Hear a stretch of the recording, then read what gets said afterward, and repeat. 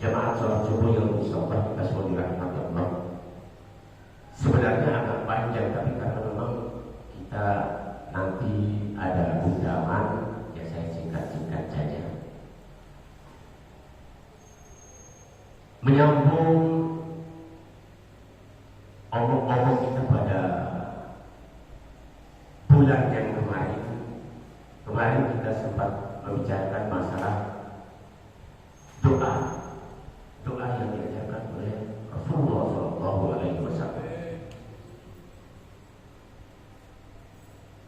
Jadi timbul pertanyaan pada diri kita, doa. Semua orang saya rasa pingin doanya diijabah atau dikabulkan oleh Allah Subhanahu wa Ta'ala. Siapapun orangnya. Jangankan kita orang yang mengaku diri kita yang beriman, orang kafir sekalipun ingin doanya dikabulkan.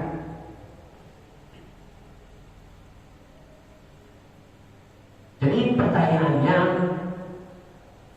kenapa doa kita ada yang diijabah dan ada yang belum, atau dengan kata lain tidak diijabah?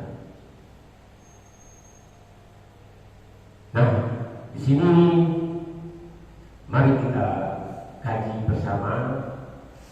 Mungkin nanti saya ada kesalahan, tolong diingatkan saja karena memang kesalahan itu datangnya dari Al-Fatih. Kenapa doa kita itu kita berpikir, saya udah begini, saya udah begitu, saya udah menjalankan apa yang Allah perintahkan, saya sudah mengerjakan sholat, saya sudah mengerjakan puasa, bahkan sudah bersedekah, tetapi kenapa doa saya atau doa kita belum dijawab oleh Allah Subhanahu wa Ta'ala? Menurut para ulama, ada beberapa hal yang membuat doa kita itu ditunda mungkin atau bahkan tidak dijawab oleh Allah Subhanahu wa Ta'ala. Yang berkaitan pertama adalah masalah sholat. Perbaiki sholat kita. Ya, mulai dari segala, mulai dari permulaan, mulai dari istinja, mulai dari wudu dan segala hal-hal yang kriteria untuk memenuhi syarat sholat kita yang baik, kita perbaiki dan kita introspeksi, apakah sholat saya sudah baik atau belum? Itu yang pertama. Dan yang kedua adalah harta. Di sini akan kita bahas masalah harta. Dari mana harta itu kita peroleh dan kita konsumsi dan kita pakai untuk apa harta itu? Apakah kita mendapatkan harta itu dengan cara yang baik, ataupun kita mendapatkan harta itu dengan cara yang tidak baik? Itulah Bapak Ibu hadirin jemaah sholat subuh ditunda oleh Allah dan bahkan tidak dijawab oleh Allah Subhanahu wa Ta'ala. Mari kita introspeksi diri kita. Apakah kita peroleh dengan cara yang tidak baik, atau dengan kata lain dengan cara yang haram, atau harta yang kita pakai, yang kita pergunakan dalam kehidupan kita sehari-hari itu harta yang kita peroleh dengan cara yang halal atau halal itu.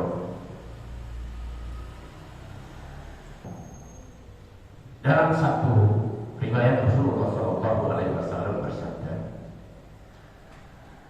barang siapa yang mendapatkan harta atau memperoleh harta dengan cara yang haram, dengannya dia bersedekah, itu dosanya tidak dihapus dan dosanya tetap berada atau tetap ditanggung olehnya, dan sedekahnya dan amalnya ditolak oleh Allah Subhanahu wa Ta'ala. Dan dalam riwayat lain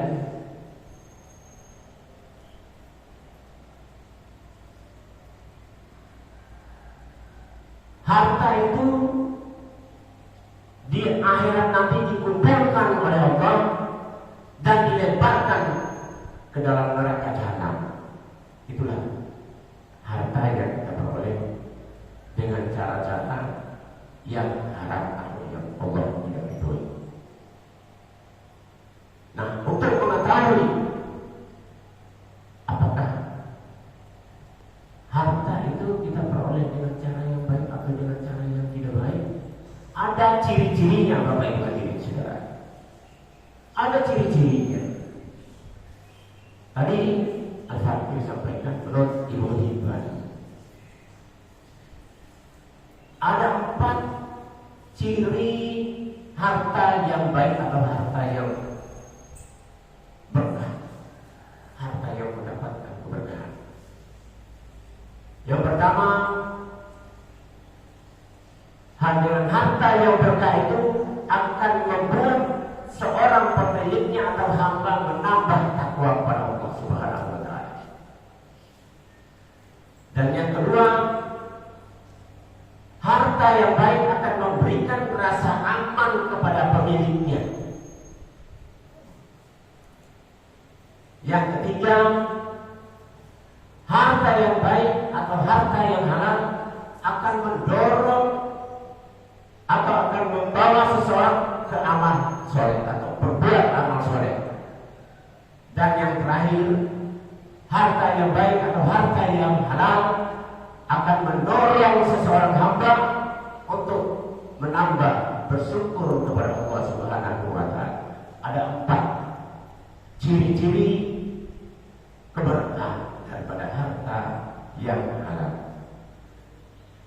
Dan sebaliknya, harta yang haram banyak dampak negatifnya, banyak hal-hal yang tidak kita sadari, tanpa kita sadari. Dampak dari kita mengkonsumsi atau menggunakan harta yang kita peroleh dengan cara-cara yang Allah tidak ridho atau dengan cara-cara yang haram.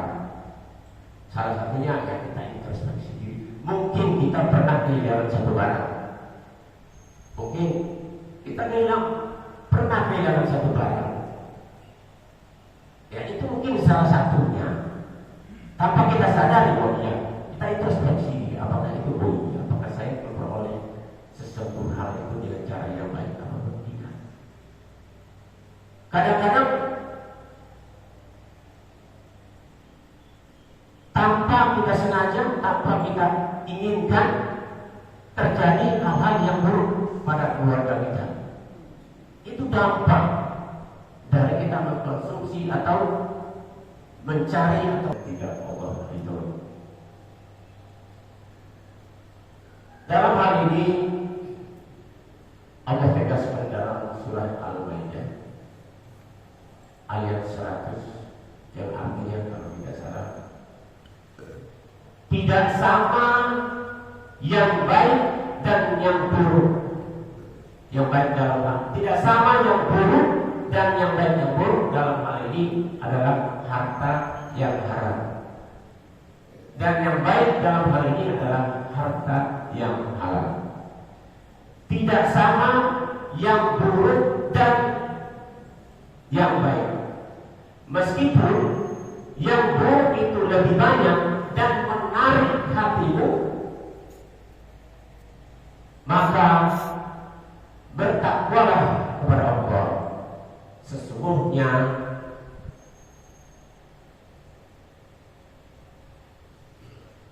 engkau akan mendapatkan keberuntungan. Sekali lagi, tidak sama yang buruk dan yang baik. Meskipun yang buruk itu menarik hati, lebih banyak dan menarik hatimu, maka bertakwalah kepada Allah, hai orang-orang yang berakal, agar engkau mendapatkan keberuntungan. Surah Al-Maidah ayat 100. Dalam hal ini Allah menekankan, Allah mengatakan dalam surah Al-Maidah bahwa sudah Allah jelaskan bahwa yang haram itu sudah jelas tidak baik.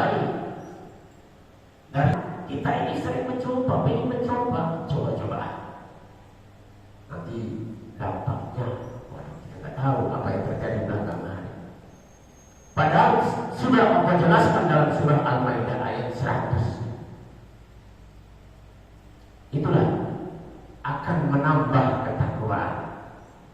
Maka bertakwalah kepada Allah, hai para yang berakal, agar engkau mendapatkan keberuntungan.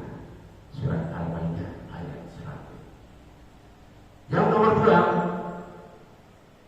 memberikan rasa aman kepada pemiliknya. Dalam hal ini Allah tegaskan dalam surah Ibrahim ayat 26, yang artinya perumpamaan yang baik itu adalah kalimatun thayyibah atau kalimatun thayyibah. Allah perumpamakan ibarat sebuah pohon yang sangat kokoh, di mana akarnya menancap ke dalam bumi dan batangnya menjulang di langit, bahkan cabangnya menyebar dan memberikan rasa aman atau memberikan naungan kepada manusia yang berteduh darinya. Sebaliknya, di mana yang buruk itu Allah umpamakan kalimat kabitsa, di mana Allah umpamakan sebatang pohon yang mana akarnya hanya melingkar di permukaan tanah, tidak ada kekuatan karena tidak menancap akarnya ke dalam bumi dan gampang rubuh dan tidak memberikan rasa aman kepada orang yang berteduh di sekitarnya.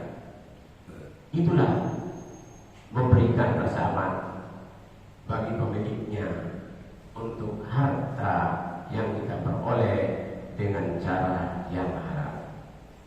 Adapun yang ketiga yaitu mengantarkan seseorang untuk berbuat amal soleh. Di sini Allah tegaskan dalam surah Al-Mu'minun ayat 51 yang artinya, wahai para rasul, makanlah olehmu yang baik-baik dan kerjakanlah amal soleh. Sesungguhnya aku mengetahui apa yang engkau perbuat. Dalam surah Al-Mu'minun ayat 51. Sudah jelas Allah tegaskan, bahkan kepada para rasul. Dari para rasul disampaikan kepada para umatnya pada zamannya masing-masing, bahwa Allah perintahkan untuk kita, hambanya, manusia yang Allah ciptakan, untuk memakan hal-hal yang baik, untuk memakan yang halal-halal saja. Meskipun itu sedikit kelihatannya, tetapi keberkahan itu yang kita peroleh sesuai dengan judulnya saya, keberkahan dari harta yang kita peroleh dengan cara yang baik. Dan yang terakhir yaitu mendorong seseorang untuk bersyukur atau pandai bersyukur. Apabila seseorang mendapatkan kebaikan atau mendapatkan harta yang baik, tentu pengaruhnya akan membuat orang tersebut dia akan menambah rasa syukurnya kepada Allah Subhanahu wa Ta'ala. Tidak gersang hidupnya, tidak gelisah, tidak gimana itu tandanya orang yang gelisah. Tapi kalau orang yang pandai bersyukur, dampak dari harta yang diperoleh dengan cara yang baik, yaitu dia akan selalu pandai bersyukur. Seperti seorang kita, Bapak Jadwiko, alhamdulillah beliau selalu bersyukur kepada Allah dan selalu berada di musola As-Sufi ini. Bapak Ibu hadirin, sebenarnya ada satu ilustrasi, tetapi karena waktu dan tidak memungkinkan, maka saya akhiri pula bincang-bincang kita pada pagi hari ini. Mudah-mudahan bermanfaat. Yang baiknya datangnya dari Allah, dan yang salah ataupun yang keliru dari Al-Fakir sendiri, mudah-mudahan apa yang Al-Fakir sampaikan dapat bermanfaat bagi Al-Fakir dan jamaah serta hadirin sekalian. Kali lagi saya mohon maaf pada Al-Habib, ini hanya bincang taufiq wal hidayah. Wassalamualaikum warahmatullahi wabarakatuh.